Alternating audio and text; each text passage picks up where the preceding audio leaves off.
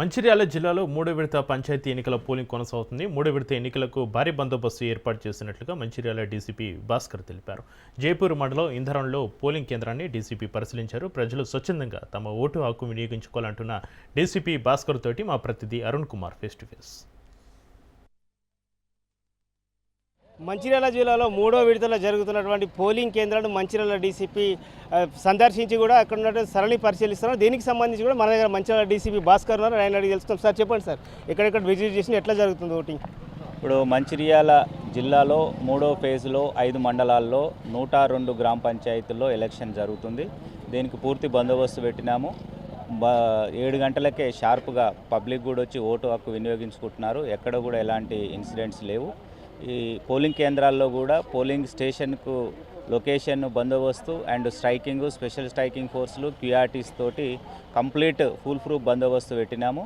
ప్రజలకు కూడా విజ్ఞప్తి ఏమిటంటే 1 గంట వరకు పోలింగ్ ఉంటుంది కాబట్టి మీరు వచ్చి మీ యొక్క అమూల్యమైన రాజ్యాంగం కల్పించిన ఓటు హక్కును స్వేచ్ఛాయుత వాతావరణంలో వినియోగించుకోవాలని కోరుతున్నాము. ఎలక్షన్ చాలా ప్రశాంతంగా ప్రారంభమైంది. సార్, అంటే వాస్తవం ఇప్పటికే కొన్ని ప్రాంతాలలో సెకండ్ దఫాలో కూడా అక్కడెక్కడ కొన్ని ఇన్సిడెంట్స్ జరిగినాయి. అంటే ఇప్పుడు కూడా మూడో విడత జరుగుతున్న సందర్భంలో ఎక్కడ అటువంటి ఇన్సిడెంట్ జరగకుండా ఎటువంటి బందోబస్తు ఏర్పాటు చేసిన సమస్యాత్మక కేంద్రాలు ఎక్కడెక్కడ ఉన్నాయి?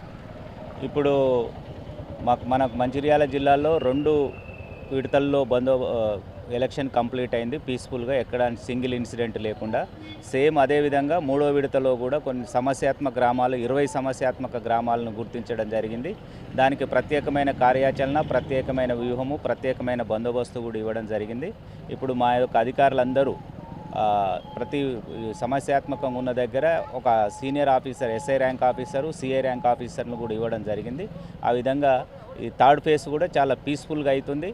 ప్రజలు ఓటు హక్కు వినియోగించుకోవాలి, 100% పోలింగ్ కావాలని కోరుకుంటున్నాం. సార్, ఇంకోటి ఏంటంటే ఇప్పుడు చాలా ప్రాంతాలలో కూడా ఏదైతే ఎన్నికలు అయిన తర్వాత ఓటింగ్ తర్వాత కూడా చాలా గొడవలు అవుతున్నాయి, దాడులు కూడా జరుగుతున్నాయి. అటువంటి మన దగ్గర ఎటువంటి ఇన్సిడెంట్ కాకుండా ఎటువంటి ఏర్పాట్లు చేశారు?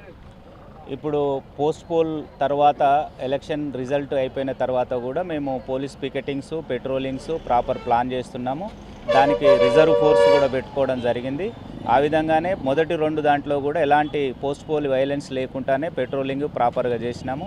ఈ థర్డ్ విడత కూడా పూర్తి బందోబస్తు ఉంది, రిజర్వ్ ఫోర్స్ ఉన్నది, పెట్రోలింగ్, పికెట్స్ ఆ సందర్భానుసారంగా మేము డిప్లాయ్ చేస్తాం. ఓటర్లకు ఏం చెప్పదలుచుకున్నారు సార్? చివరిగా రాజ్యాంగం కల్పించిన హక్కు, డాక్టర్ బిఆర్ అంబేద్కర్ రాజ్యాంగ నిపుణులు ఇచ్చిన సార్వజనిక ఓటు హక్కును మీ యొక్క గ్రామ భవిష్యత్తు కోసము రాజ్యాంగం కల్పించిన ప్రజాస్వామ్య ప్రక్రియలో అందరూ పాల్గొనాలి. 100% ఓటు హక్కులు వినియోగించుకోవాలని కోరుతున్నాను. Thank you sir. ఇదైతే మంచిర్యాల డీసీపీ తెలుపుతున్నటువంటి పరిస్థితి. మొత్తం కూడా ఎక్కడైతే సమస్యాత్మక కేంద్రాల వద్ద కూడా భారీ బందోబస్తు ఏర్పాటు చేసామని చెప్తా ఉన్నారు. ముఖ్యంగా కూడా ఏదైతే ప్రజలు కూడా తమ ఓటు హక్కును అయితే స్వచ్ఛందంగా వినియోగించి ఎటువంటి ప్రలోభాలకు లోను కాకుండా కూడా తమ ఓటు హక్కు అయితే వినియోగించుకోవాలని అయితే డీసీపీ మంచిర్యాల తెలుపుతున్నటువంటి పరిస్థితి. కెమెరా పర్సన్ శ్రీనివాస్తో అరుణ్ కుమార్, రాజు న్యూస్, మంచిర్యాల జిల్లా.